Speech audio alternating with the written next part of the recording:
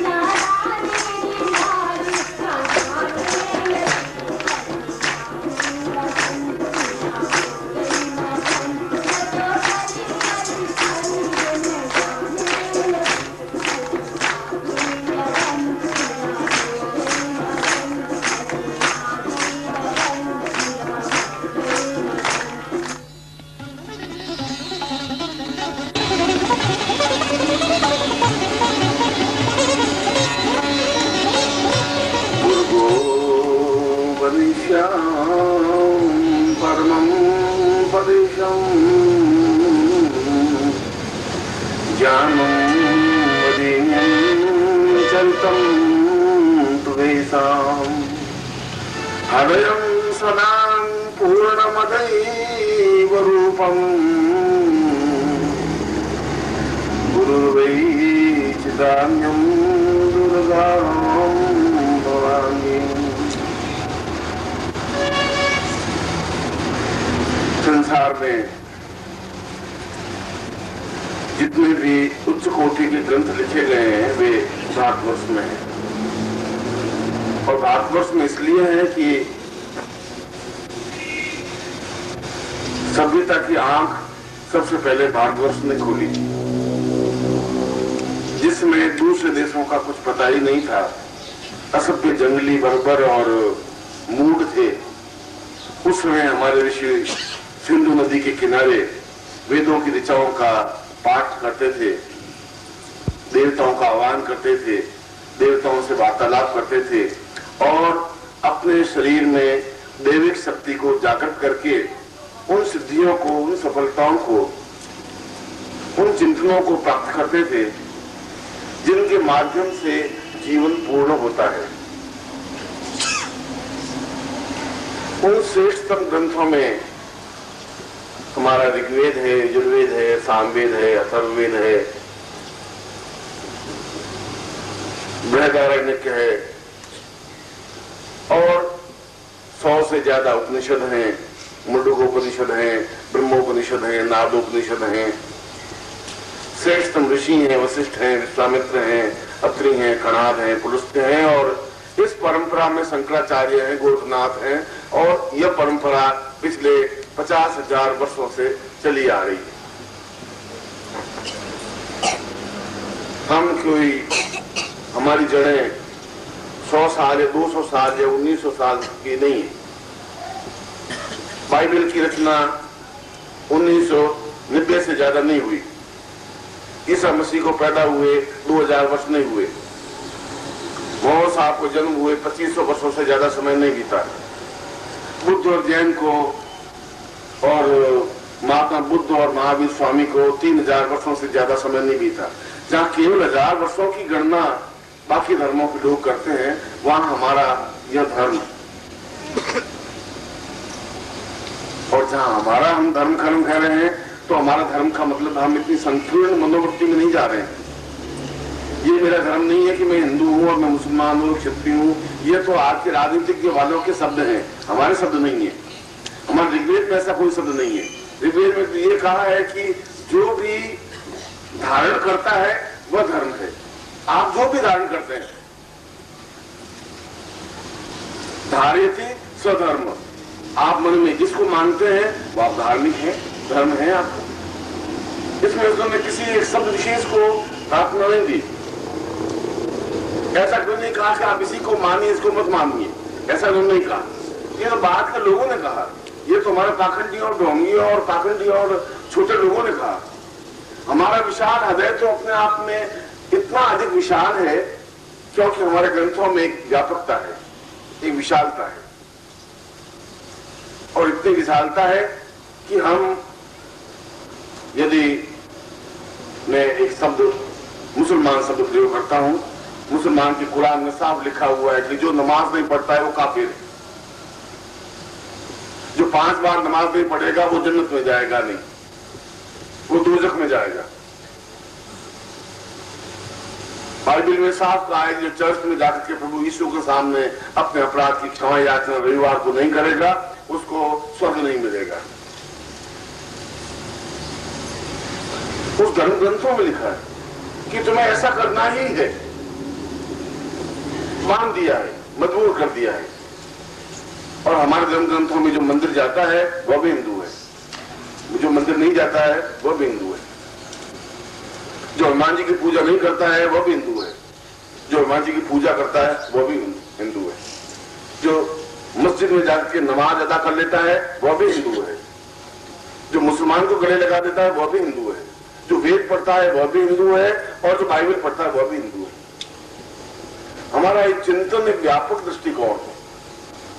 हमने दृष्टिकोण को संकुचित रूप में नहीं लिया है, हमने छोटे रूप में नहीं लिया है। जब हमारा धर्म, हमारा चिंतन छोटे रूप में नहीं है तो फिर हम छोटे रूप में नहीं है। हम छोटे रूप में अपने आप को समझ रहे हैं। जब आप यहाँ बैठे हैं तो आप अपने आप को बहुत तुच्छ और मामूली सा समझ रहे हैं। आप समझ रहे हैं कि आप भिक्षुक हैं, आप समझ रहे हैं कि आपके पास कुछ लेने के लिए है नहीं, देने के लिए कुछ नहीं है, इसलिए कि आपके ऊर दासता की इतनी अधिक मनोवृत्ति हावी हो गई है अंग्रेजों के जमाने से, मुसलमानों के जमाने से, और इससे भी पहले बौद्ध जमाने से, जैन समाज से, कि हम कुछ नहीं है, हम कुछ नहीं कर सकते।